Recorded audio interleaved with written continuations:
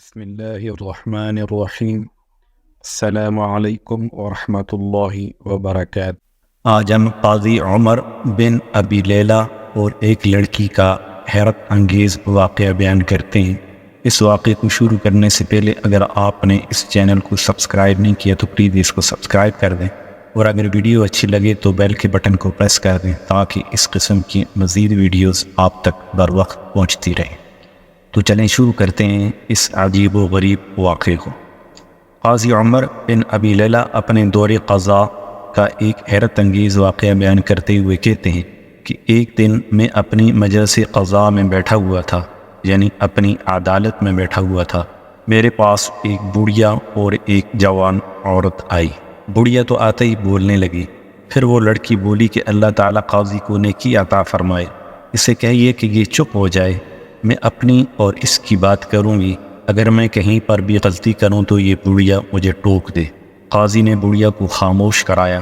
پھر وہ لڑکی کہنے لگی، یہ بوڑھیا عورت میری پھوپھی ہے، میرے والد مجھے ان کی نگرانی میں چھوڑ کر وفات پا گئے تھے، تو اس نے میری تربیت کی اور اچھی تربیت۔ جب میں جوان ہو گئی تو اس نے مجھ سے پوچھا کہ شادی کے بارے میں تمہارا کیا خیال ہے، تو میں نے کہا کہ مجھے کوئی اعتراض نہیں، اور اس طرح ہر لڑکی کے ساتھ ہوتا ہے۔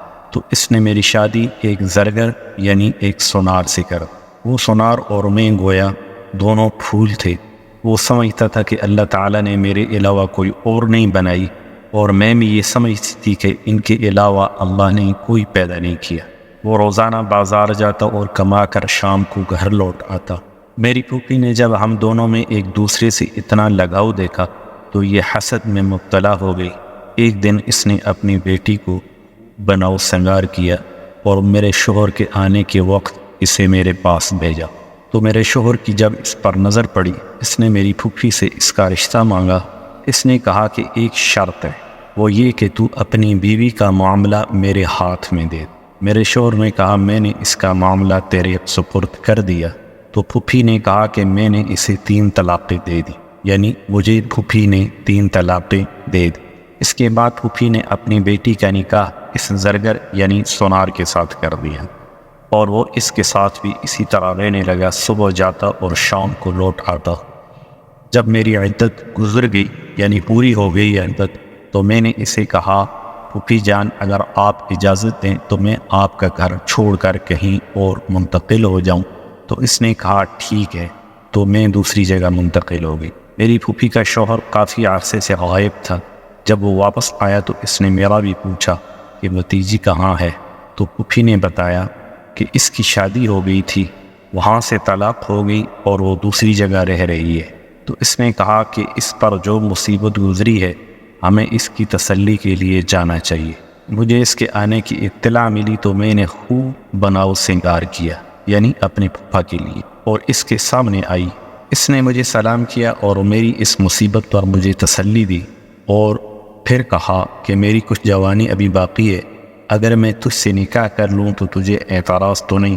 میں نے کہا مجھے اعتراض نہیں، لیکن پھوپھی کا معاملہ میرے سپرد کر دو۔ اس نے میرے سپرد کر دیا تو میں نے اسے 3 طلاقیں دے دی، یعنی اپنی پھوپھی کو میں نے 3 طلاقیں دے دی۔